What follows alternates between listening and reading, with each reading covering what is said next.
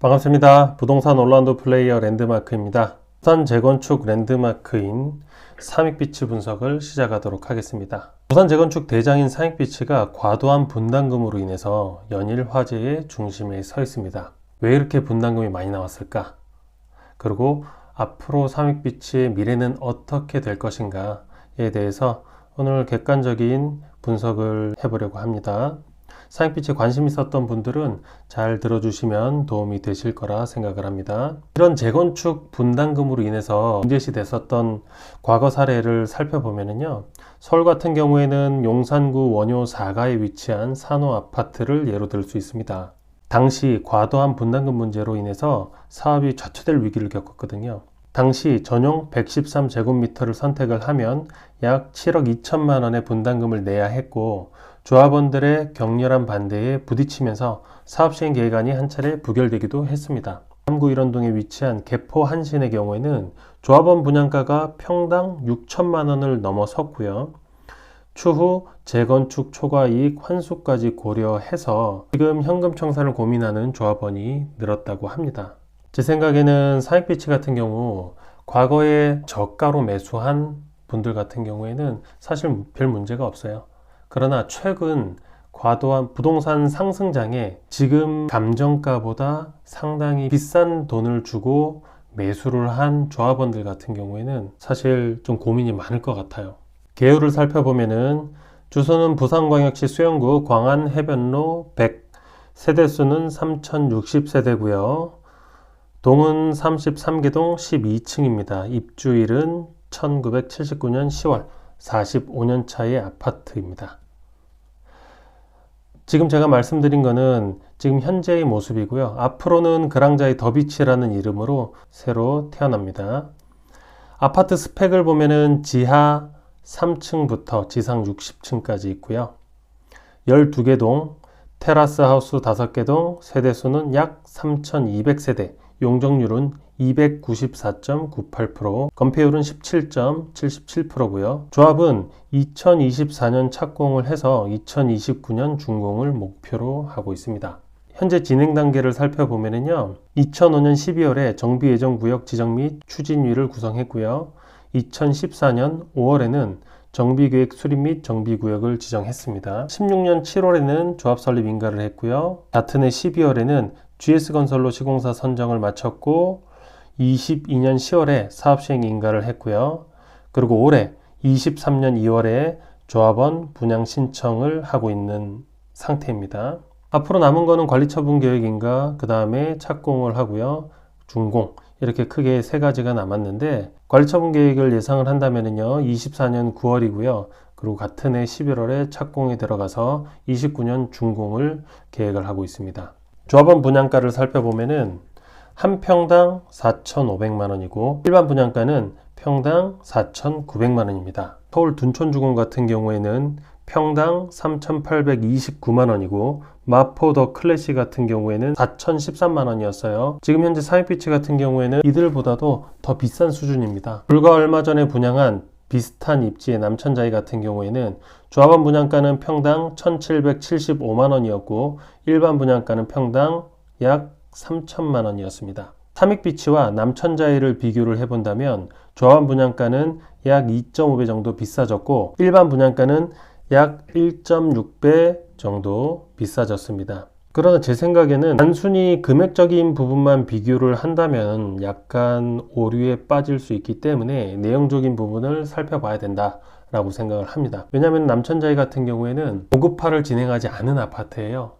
안에 실내 내장재 같은 것도 봐도 되게 평범한 수준이고요. 삼익비치 같은 경우에는 하이엔드로 진행을 하고 있기 때문에 아무래도 건축비도 더 많이 들어갈 거고요. 건축비 원자재 값도 많이 올랐고 인건비도 많이 상승을 했기 때문에 더 비쌀 수밖에 없어요. 그러나 지금 문제가 되고 있는 건 생각했던 금액보다 훨씬 더 비싸다라는 점이에요. 평형대로 살펴보면은 26평 같은 경우에는 약 11억 7천만 원이고 36평 같은 경우에는 17억, 40평은 약 18억, 43평은 약 19억 7천만 원입니다. 이 도표를 보면은 삼익비치의 평형대별 분양가 및 분담금에 대한 내용이 포함되어 있어요. 타입이 너무 많아서 사람들이 가장 많이 관심을 갖고 있는 국민평형으로 불리는 84 타입을 보면은요, 약 38평 정도 돼요. 이게 지금 현재 약 17억이다. 평당 분담금 추산액을 보면은요, 1억 7,951만 원이고, 분담금 추산액은 약 6억 8천만 원입니다. 84 타입을 갖고 있는 사람이 84 타입을 신청했을 때에 추산된 분담금이에요. 가장 비싼 거는 펜트하우스인데 84평. 약 38억입니다. 38억. 얼마나 멋지게 지어질런지 정말 기대가 되고요. 조합원 감정가를 보면은 17평 같은 경우에는 약 5억 7천만 원, 25평은 약 7억 5천만 원, 36평은 약 10억입니다. 17평 갖고 있는 사람이 36평을 갈 때에는 분담금이 약 11억 3천만 원이 들고요.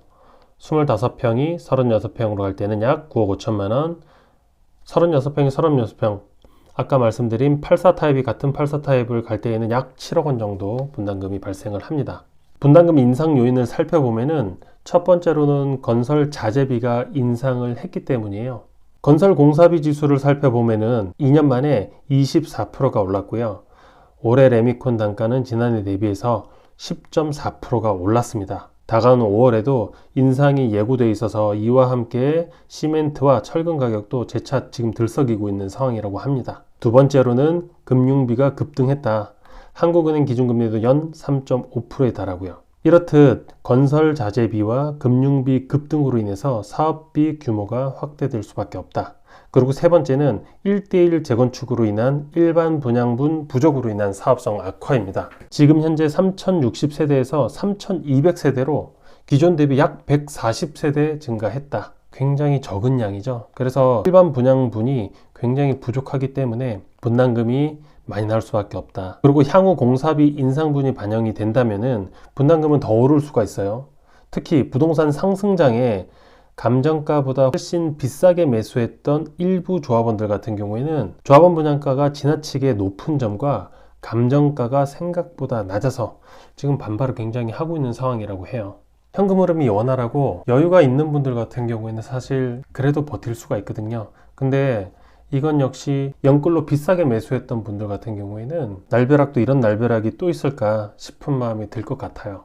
삼익빛의 입지를 살펴보겠습니다. 첫 번째로 일자리는 남천동 평균 연봉이 약 3,790만 원이에요. 남천동이 속한 수영구뿐만 아니라 부산이라는 도시 자체가 양질의 일자리가 굉장히 부족하다. 이는 부산이 가진 가장 큰 아킬레스건이라고 생각을 합니다.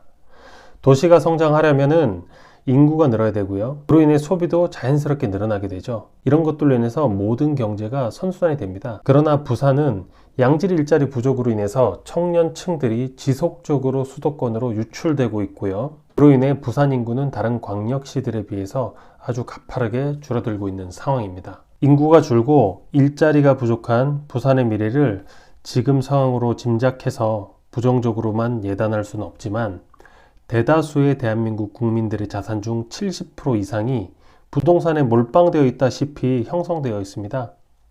이런 가운데 어느 지역에 어떤 부동산을 가졌느냐에 따라서 자산의 가치는 극명하게 갈릴 것이고 양극화는 점점 가속화될 것이라고 생각을 합니다. 이렇게 양극화가 심해지는 가운데 내가 가진 부동산은 과연 자산으로서 얼마만큼의 가치가 있을까에 대한 고민을 해봐야 될 시점이다 라고 생각을 합니다.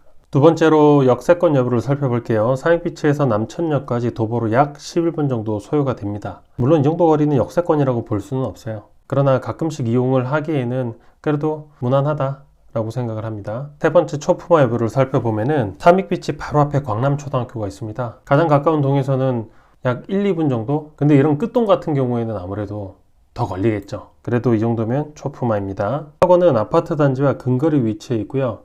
개수는 약 89개. 이 정도면 충분하다라고 생각을 합니다. 사실 기본적인 인프라, 입지 이런 것들은 앞전에 분석을 한 남천자이와 거의 유사한 입지에 있기 때문에 거의 비슷해요. 상익비치에서 광안리 해수욕장까지의 거리는 사실 거리라고 할 것도 없어요. 그냥 자빠지면 코 닿을 정도다. 대한민국에서 전국구에 속하는 광안리 해수욕장을 비치프런트로 이용한다라는 점이 굉장히 큰 메리트라고 생각을 합니다. 이런 입지의 아파트가 과연 또 어디에 있을까? 한번 방문을 해본다면 해운대 LCT 외에는 없다라고 봅니다. 총평을 하겠습니다. 먼저 아파트 스펙은 조합원 분양가가 비싼 만큼 당연히 하이엔드로 가야 되죠. 삼비같이 희소성 있는 입지는 얼만큼 고급화를 멋들어지게 잘 하느냐가 굉장히 중요합니다. 그런데 분양가가 살짝 걸리는데 지금처럼 부동산 경기가 좋지 않을 때 평당가가 4,500만 원이다? 조금 무겁게 느껴져요. 이 정도 금액이면은 서울 강남 간다라는 말이 나오는 이유거든요. 팩트 체크를 해볼게요. 송파구의 헬리오시티. 자, 최저가가 지금 현재 나와 있는 게 16억 5천만 원. 가장 비싼 거는 17억 9천만 원까지 있네요. 마포구의 대장 레미안 웰스트림 한번 살펴볼게요. 최저가는 호가가 16억이고 가장 높은 가격 역시 호가 16억 5천만 원이다. 그런 송파구 헬리오시티나 마포구의 레미안 웰스트림 같은 경우에는 현재 모든 계산을 지불을 해야 돼요. 그래서 돈이 여유가 있는 사람이 아니고서는 사기가 힘든데, 사익비치 같은 경우에는 같은 17억이라고 해도 이게 분담금 포함해서 17억인 거지, 지금 현재 5억 7천짜리 17평짜리를 사면은 나중에 분담금은 한 7, 8년 뒤 입주 시점에 계산을 하면 되기 때문에 일단 사둘 수는 있다라는 메리트는 있는 거죠. 사익비치의 분양가가 이미 전국구 수준이기 때문에 입지의 기준도 전국적인 기준에서 종합적인 평가를 하면 솔직히 아주 나이스한 입지는 아닙니다.